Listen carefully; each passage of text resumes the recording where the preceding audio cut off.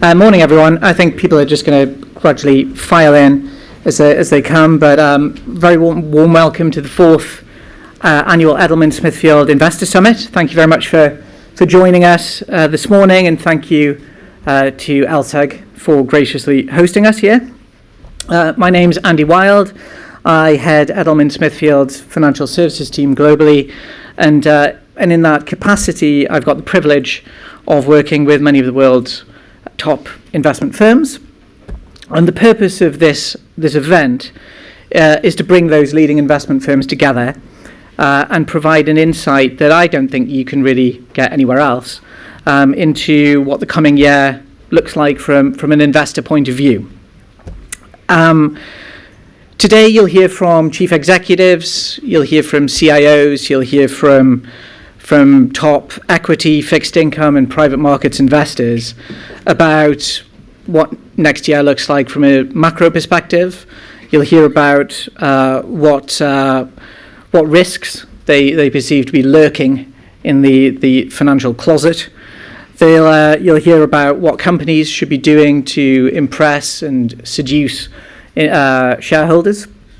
You'll hear about if the ESG sort of woke capitalism backlash will continue or abate, and hopefully we'll hear that there might be an IPO at some point in the UK in the future.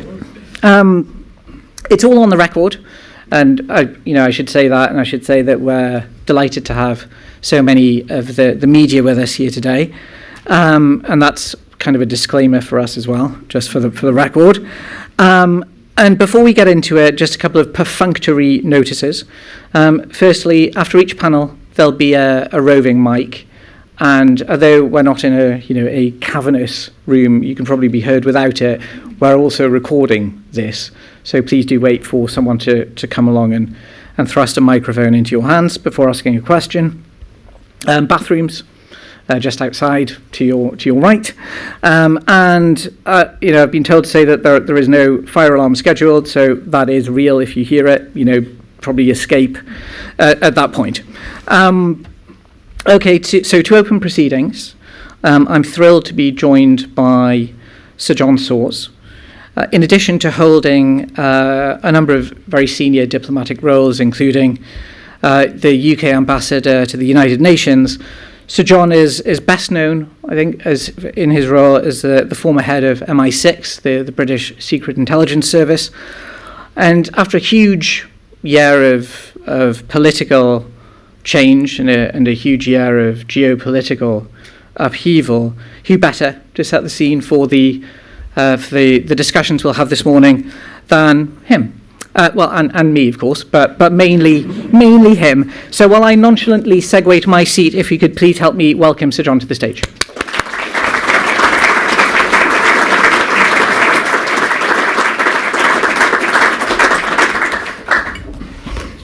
Bring my glasses. You okay, that one?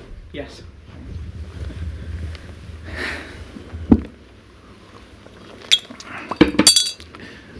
I've been working on loads of sort of crappy James Bond style gags, but I've shelved them all. You'll be pleased to know. That's a relief. Yeah. John, thanks so much for being here. Pleasure. There's obviously a ton happening politically at the moment. Overnight, France sort of collapsed upon itself, but I think we probably have to start with the US being the world's biggest capital market and the election of Donald Trump. I'm sure that a lot of the investors with us today for the morning will refer quite variously to the tariffs, because that's that has the capacity to really sort of move markets. But so on that note, perhaps we could just focus for a moment on the ostentatious pledge to end the war in Ukraine in sort of 24 hours or whatever he says he's going to do. I suppose my questions to you are, how will he go about that? Will it work? And if it doesn't work, what does he do? Thank you, Andy. It's a great pleasure to be here. Obviously, Trump is an unpredictable figure. He isn't just unpredictable because of his character.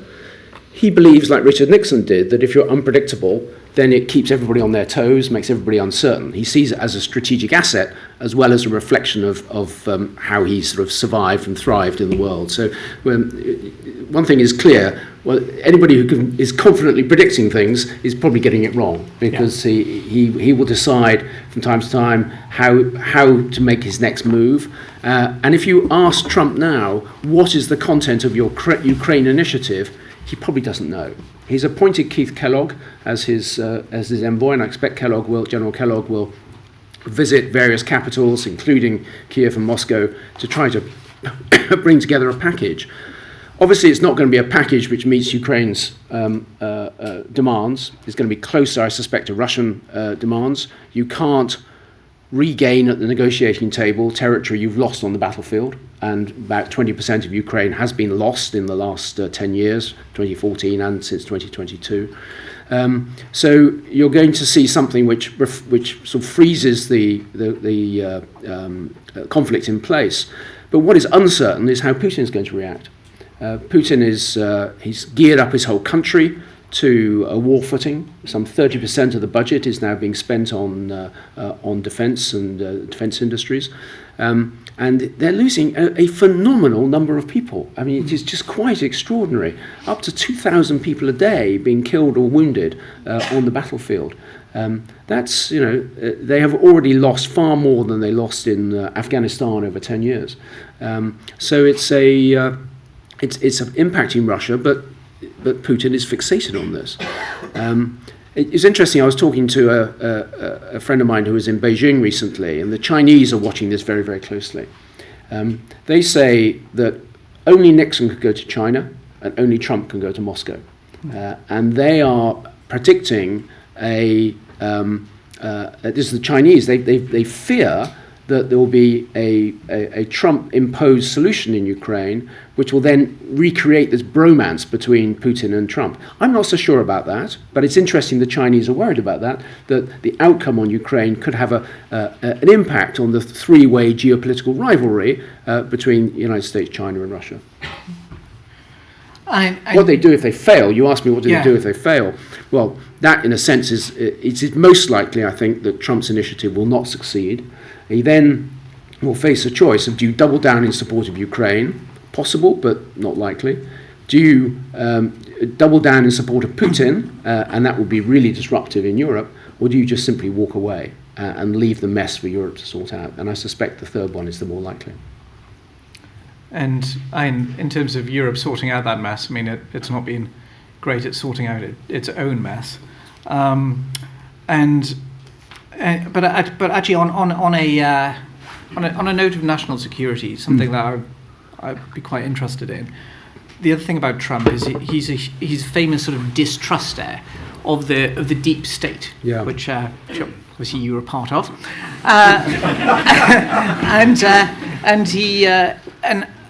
I think one of the kind of the big success stories, or it's often certainly spun that way, is the cooperation that's existed historically between the CIA and MI6.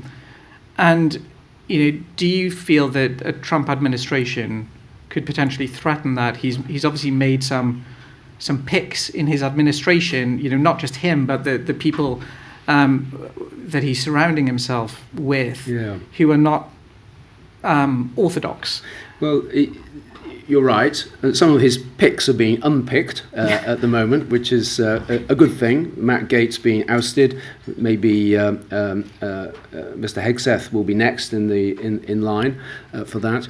I was writing the FT at the weekend that I'm rather looking forward to the Senate Intelligence Committee's hearings with Tulsi Gabbard, who had a sort of a dramatic conversion from being a left-wing Democrat to being a MAGA Republican and a reliable mouthpiece for President Putin. But we'll see how that evolves. But on a serious point. We don't throw around the term special relationship. It's not one I particularly use. It makes us sound a little bit needy. But there is something special in the nuclear domain, in the special forces domain, and perhaps most intensely in the intelligence domain. And it's not just about sharing intelligence. It's about sharing the methods of intelligence and doing operations jointly together. Yeah. That level of cooperation runs very deep and is briefed to the details of it is briefed to very few cabinet ministers on each side. So I think that will continue. It was striking actually in this country during the turmoil that this country went through in the years after Brexit.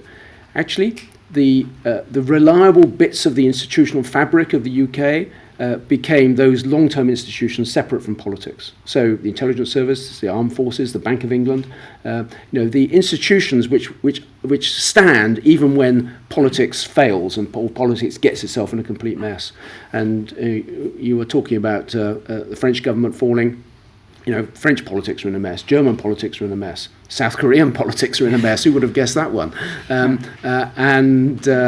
the institutions of a democratic society are what's really important. I think, as we've seen here, stable, sensible, moderate government will in time come. But even then, they don't always succeed when they get there. Yeah. And speaking about governments and governmental change. Just for a moment, the stat seems to change every time I read it. So I'm going to say more than half of the world's population went to the polls during 2024. And I remember at this event a year ago, a big theme of the day was disinformation and misinformation and disinformation and attempts from various sort of bad actors, principally Russia, to influence elections and sort of destabilize Europe and destabilize the US.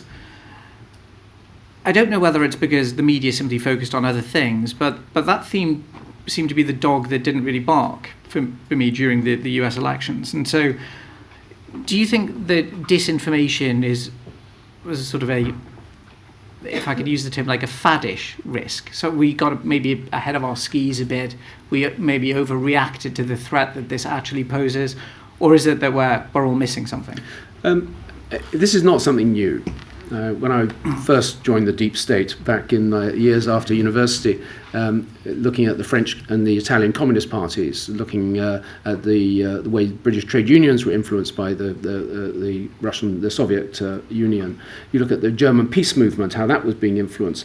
The Russians have got a long history of manipulating Western opinion and trying to influence the outcome of our elections. What they're doing now is using modern techniques to do what they've been doing for the last 50 years, of trying to give a boost to the people who are sympathetic to Russia, supportive of Russia, and at the same time undermine public confidence in the electoral process. Yeah. I don't think their interventions in 2016 were necessarily to favour one candidate over another. They clearly welcomed the defeat of Hillary Clinton and the success of Donald Trump, but I think it was more just to sully the elections. In a sense, make Western elections look more like Russian elections. Yeah. And to some extent, they've succeeded. I read a very good book recently by Anne Applebaum called Autocracy, Inc., which some of you may have read. And she said in that I may not get the quote exactly right, but she said everyone expected in the 1990s that the democracy and free markets would gradually spread to the autocratic states. Nobody expected autocracy and illiberal ideas to spread into the democracies. And that's basically what's happened over the last 20 years. Yeah. And so kind of on that note, do you think, what is your view on the biggest risk to democracy, or the biggest risk that people in this room might not be paying attention to? The known unknown, or whatever Rumsfeld called it. Unknown unknowns, yes. Yeah. The known unknowns we can deal with. The unknown unknowns are more difficult. Well, when you look at the uncertainty in the West, the unpredictability after Donald Trump's emphatic win last month, he's in a very powerful position, of course, and as we say, he's unpredictable. We could well see surprises, whether it's with Russia or with Iran or with Venezuela, or indeed with China. I think the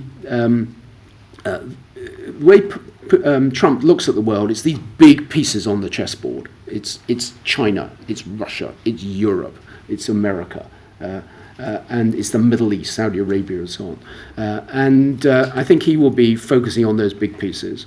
And we already referred to turmoil in South Korea, fall of the French government, likely fall of the German government in a couple of weeks' time. We've seen democracies going through a period of instability. But it's not as if all the problems are on our side. When you look at the weakness of the Iranian regime, for example, its whole defense strategy has been turned on its head by the Israelis in the aftermath of the 7 October strikes attacks a year ago by Hamas. You're seeing in China the economy sort of flatlining and real institutional difficulties. I mean, everyone here will know far more about Chinese debt problems than I do, but you look at the scale of the challenges facing Xi Jinping, they're enormous. And then little things happen, like Aleppo falls to the Syrian rebels. Georgia is in turmoil because the pro-Russian parties are unable to keep control because they don't have that dedicated support from Moscow that they had since before Russia's been consumed by the Ukraine war. So there's a lot of unpredictability, there's a lot of turmoil. It could go well, it could go badly. I think one thing we've learned is not to be too definitive in our predictions. What we shouldn't expect is a sort of steady, smooth ride, and for 2028 to look much like 2024, because it will be quite different, I think. Now, I'm not one who thinks there's going to be some global conflict. I think everyone who looks at the risks of a wider war between China and the United States, or the Russians escalating to the nuclear level in Ukraine, thinks this is just inconceivable. Yeah. But there can be an awful lot of disruption around that, whether it's a Taiwan crisis or the South China Sea or some AI-enabled cyber attack, which has a disruptive effect in the West. I think all these things are possible, which we need to factor in a high level of uncertainty as we're going forward. And I'm keen to leave a couple of minutes for questions. I know that you've got to leave very, very promptly at 10 past. But one final question from me. I mean, we've got a panel on ESG later on today, and with the rise of right-wing populist governments, obviously climate change doesn't seem to be the number one issue on their agenda to fix. I mean, it is undeniably a risk, a multi-decade risk, but do you worry that as a risk is being put on the back burner, that there's no real kind of global champion for climate change? I think in the wake of the Paris COP, now almost 10 years ago, everybody hoped there'd be an orderly energy transition. I've spent most of the time since Paris COP on the board of BP. I stepped down earlier this year, and our energy outlook looked at a number of smooth transitions, whether it be rapid or slower.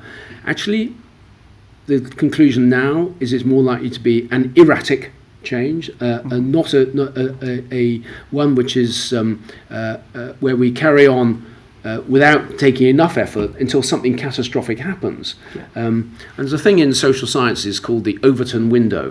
Some of you may be familiar with this. It's the space. It's the political space of that is plausible change and differences that a population can accept. Sometimes that Overton window can shift.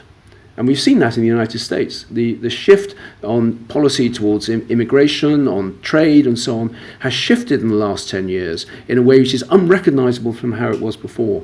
And I think we're going to need some major event which will create an Overton window shift on climate change as well. But we don't know when it's going to happen, and we don't know what it is. What we are seeing in every country of the world is more disruptive weather events, and they're having the biggest impact on poor countries, and in some areas creating genuine conflicts. I feel I could sort of bend your ear and ask you a ton of questions, but we have a relatively small window, small Overton window of opportunity to ask questions to Sir John. I can see a hand. Douglas.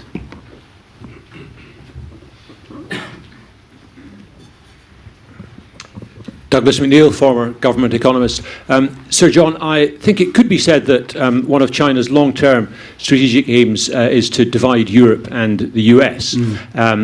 A US administration pursuing protectionist policies serves that end because it reminds Europe that America isn't necessarily always on our side. But ongoing conflict in Ukraine works against that objective because it reminds Europe how dependent we are on the US for the defence umbrella. Do you think, therefore, that it is very much in China's strategic interests to have the conflict in Ukraine resolved? Well, as I say, I think the Chinese are watching this quite carefully. They think in terms of big pieces on the chessboard. They do not want to become, as Henry Kissinger put it, in a group of three, you want to be part of the two. And China is comfortably part of the two at the moment. It doesn't want to become the one, which I think they're exaggerating the risk of that, but that's how they will see things. I say we shouldn't predict the outcome. I think it's fairly predictable. If I predict fairly confidently that Trump will introduce a set of tariffs against China, and I'm equally confident the Chinese will react in a sort of reciprocal way.